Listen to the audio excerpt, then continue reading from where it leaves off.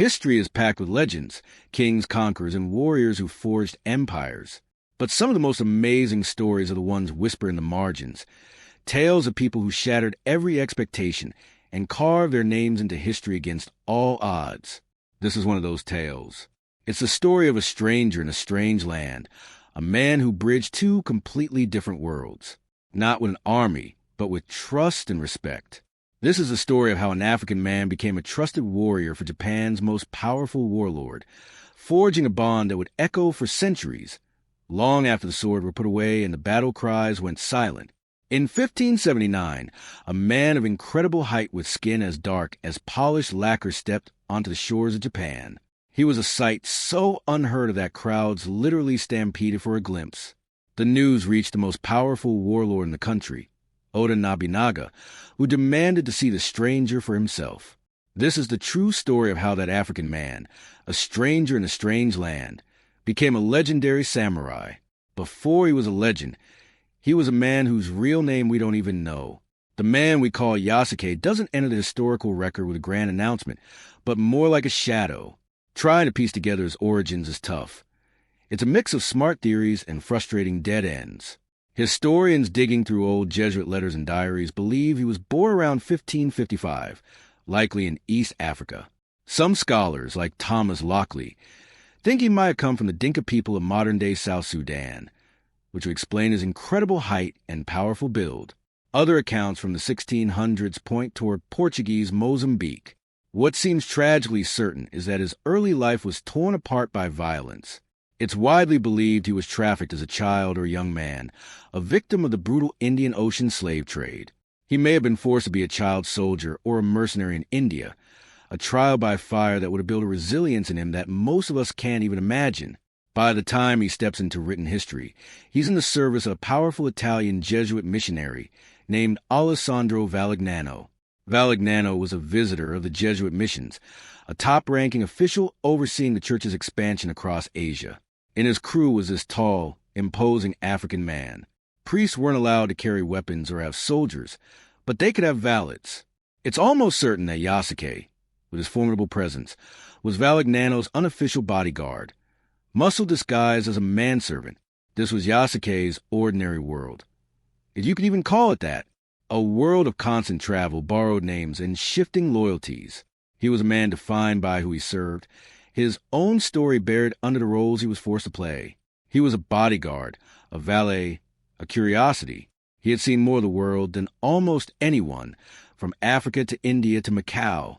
He was a man of many lands, but no home. This journey of survival, however, was just the beginning. A new, unbelievable adventure was calling from an island nation on the verge of a violent, historic rebirth. In 1579, after years of traveling, Valignano finally arrived in Japan. And with him, of course, was Yasuke.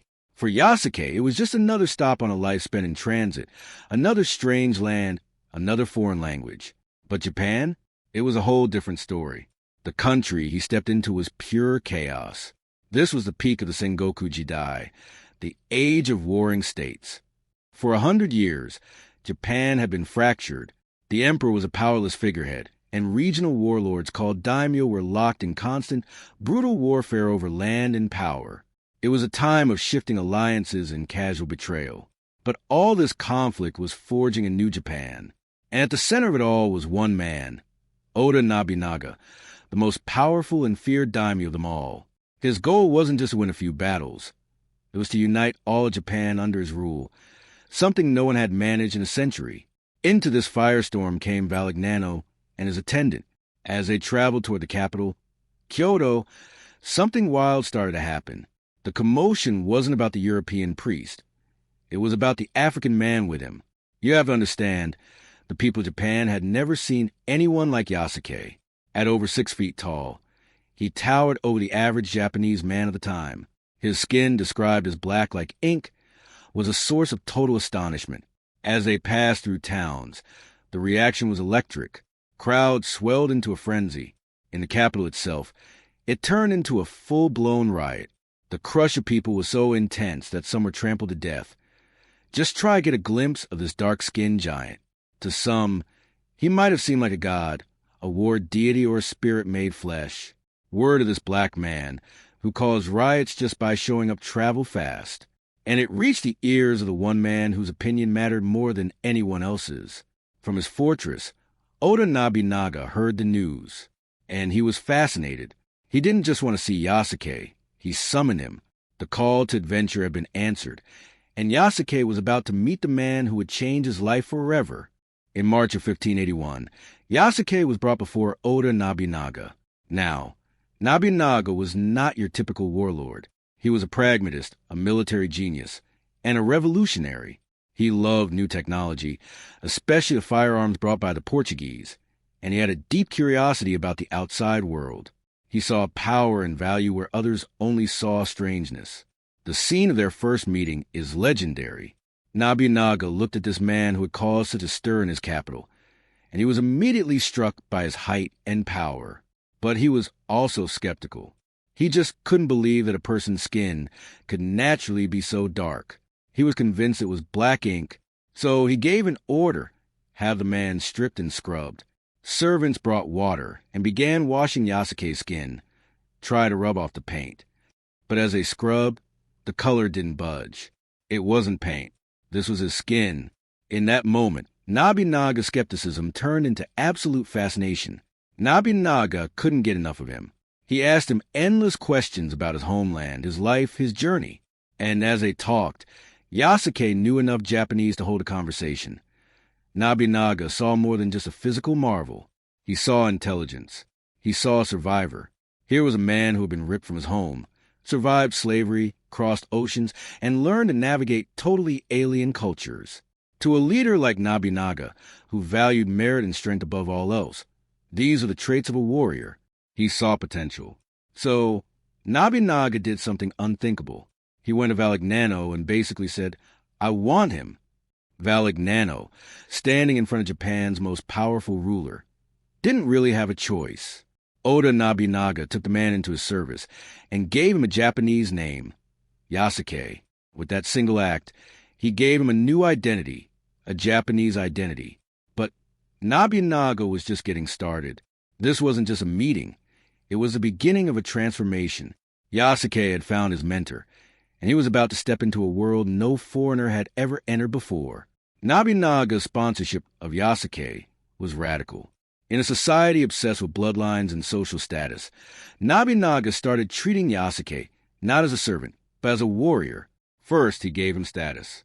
The records say Nobunaga gave Yasuke his own house and a steady income.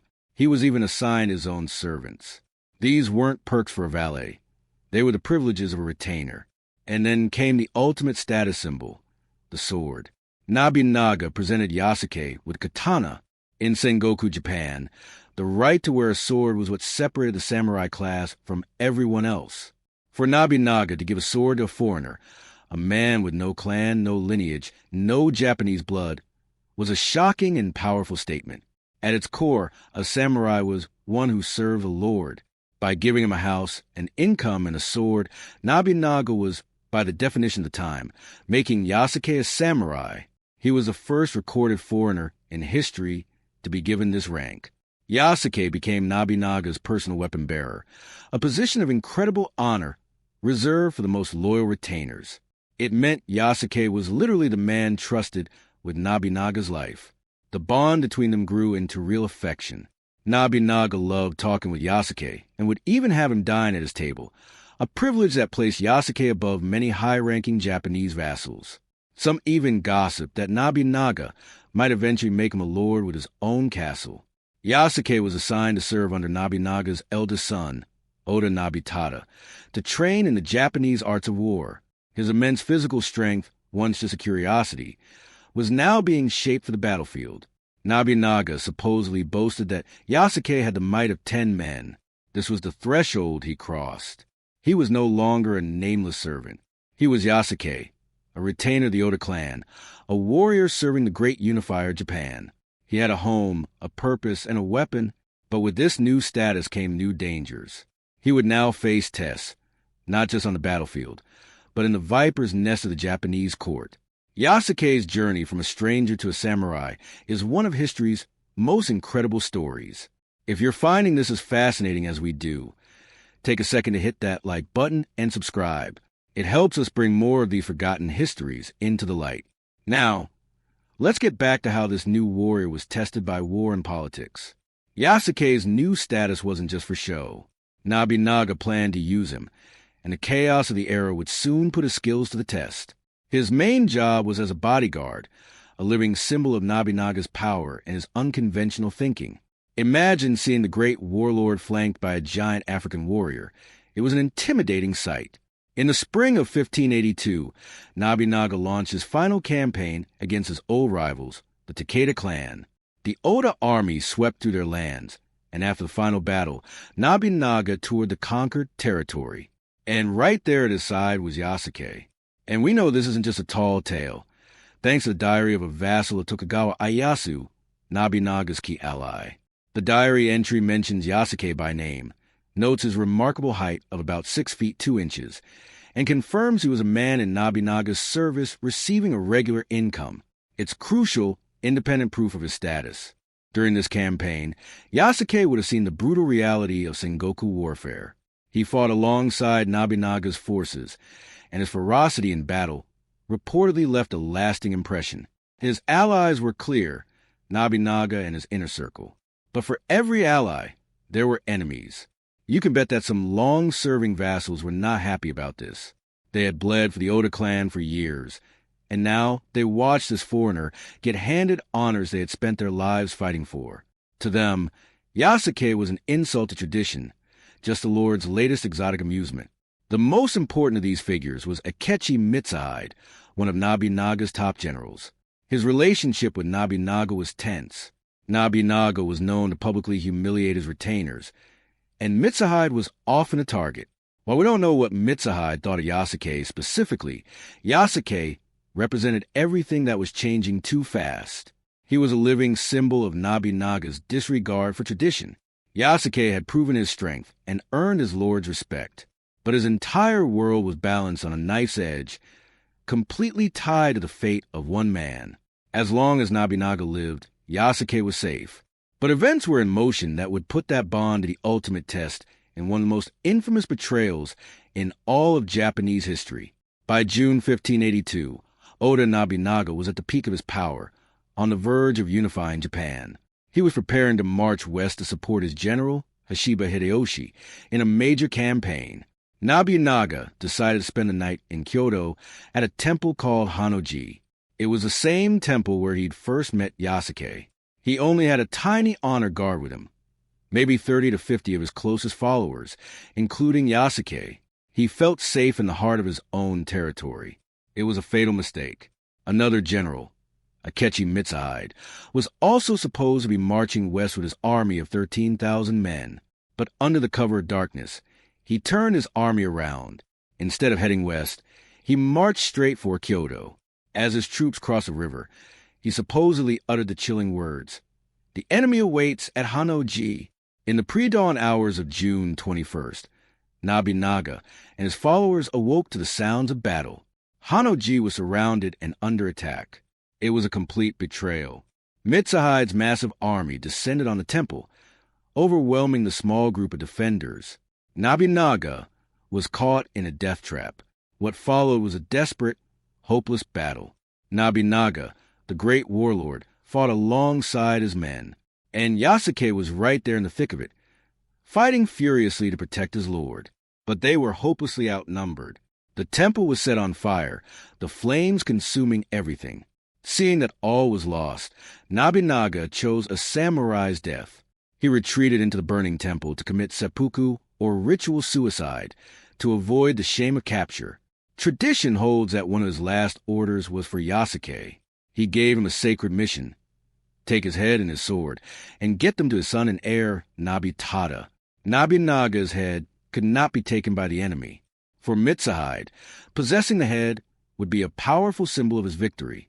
After Nobunaga's death, Yasuke fought his way out of the inferno. He didn't run. He raced to the nearby Nijo Palace, where Nobutada was staying. But it was no use. Akechi's forces surrounded the palace, and a second brutal battle began. Again, Yasuke fought until he was overwhelmed. And just like his father, Nobutada also committed seppuku. Yasuke was captured. He was wounded, exhausted, and had just watched the clan he swore to serve be completely destroyed. His lord was dead. His world had been engulfed in fire and betrayal. For any other samurai, the only option left would have been an honorable death. But for the outsider, fate had one last bizarre twist. Yasuke was dragged before the traitor, Akechi Mitsuhide, surrounded by victorious soldiers. His life hung by a thread. For any other retainer so close to Nobunaga, execution was a certainty. But Mitsuhide spared him. His reason tells you everything about how Yasuke was seen. Mitsuhide dismissed him, calling him a beast or an animal who didn't understand reason, and therefore didn't understand the Japanese obligation to commit suicide after a defeat. Because he wasn't Japanese, the rules didn't apply. It was a deeply insulting judgment, but that insult is what saved his life. Mitsuhide ordered that Yasuke be taken back to the temple of the southern barbarians, the Jesuit church. And so, Yasuke was escorted to the Jesuit mission. The missionaries, who had probably thought he was dead, thanked God for his survival. And at that point, in the summer of 1582, the man named Yasuke vanishes from verifiable history. His reward, then, wasn't land or titles. His reward was his life. He survived, but his true reward is the legend he cemented. In just over 15 months serving Nobunaga, he had proven his worth in the ultimate test of a warrior, loyalty until death. He didn't run. He fought for his lord. He didn't surrender. He fought for his lord's son. He upheld the samurai code of loyalty more faithfully than Akechi Mitsuhide, a high-ranking Japanese general. In defeat, Yasuke's honor remained perfect. His story became proof that the virtues of samurai, courage, loyalty, duty, don't depend on blood or birthplace, but on character. He had gained something more lasting than a castle. He had gained immortality. After being handed over to the Jesuits, Yasuke steps off the stage of history. He just vanishes. There are no more confirmed entries in chronicles, no more mentions in letters. What happened to the African samurai? We'll probably never know for sure. His protector, Nobunaga, was gone. Without him, Yasuke was an outsider with no place in Japan's power structure. Akechi Mitsuhide's reign lasted only 12 days before he was defeated and killed, but even then, no one seemed to care about the foreign retainer's fate. So what was his road back? Did he stay with the Jesuits in Japan? Did he travel with them back to Macau or India? Or did he somehow make the long, dangerous journey back home to Africa? We just don't know. His story, one so dramatic, simply dissolves. For centuries, that's where it stayed. In Japan, he was remembered as a minor curiosity in Nobunaga's grand story. In the West, he was completely unknown. His resurrection began in the 20th century, when scholars started translating more Japanese and Jesuit records. A 1968 children's book in Japan, Kurosuke, brought his story to a new generation. But it was really the internet that brought him back to life on a global scale. The painstaking research of historians like Thomas Lockley, whose 2019 biography African Samurai compiled all the primary sources, presented a full narrative of Yasuke's life to the world. Suddenly, the man who had disappeared from history was resurrected as a global icon. The silence was broken. Yasuke's ultimate legacy is his incredible, enduring story. It's a legacy that challenges our ideas about history, race, and culture. He's become more than a historical footnote. He's a symbol. In Japan, his story is now part of pop culture. He's inspired characters in manga, anime, and video games. The 2021 Netflix anime Yasuke brought a fantasy version of his story to a massive audience. For a nation often seen as homogeneous, Yasuke is a powerful reminder of its history of interacting with the world. Prominent mixed-race Japanese figures, like NBA star Rue Hakamura, have referenced him as a symbol of multicultural identity. Globally, Yasuke has become a powerful icon of Black history. His story completely flips the script on the roles we expect to see Black individuals in pre-modern history. He wasn't just a victim. He was a warrior, a man of honor who earned the respect of one of the most powerful leaders of his time through his own merit. His tale challenges us to look for the forgotten figures in history, the people who fell through the cracks. The story of a man from Africa becoming a samurai in Japan over 400 years ago is proof of the amazing possibilities of human connection and mutual respect. Yasuke's journey began in obscurity and ended in silence, but his legacy today is louder than ever. He is the African who became a samurai, the stranger who became a legend. His incredible life is a lesson. Honor, loyalty, and strength of character know no borders and belong to no single race. Yasuke's story proves that history is full of amazing figures just waiting to be rediscovered. What part of his journey do you find most inspiring? Let us know in the comments below. And if you want to keep exploring the most incredible stories from the past, make sure you're subscribed and have notifications turned on. From the shores of Africa to the battlefields of Japan, Yasuke's life was an epic journey. He survived the brutality of the slave trade, served a missionary, and rose to become a trusted warrior in Oda Nobunaga's inner circle. He witnessed a violent birth of a unified Japan and stood by his lord in a final, fiery act of loyalty. Though his ultimate fate is a mystery, his legacy isn't. Yasuke is a timeless testament to the fact that greatness isn't defined by where you come from, but by the strength of your spirit and the courage in your heart. His story, once lost to history, now echoes around the world.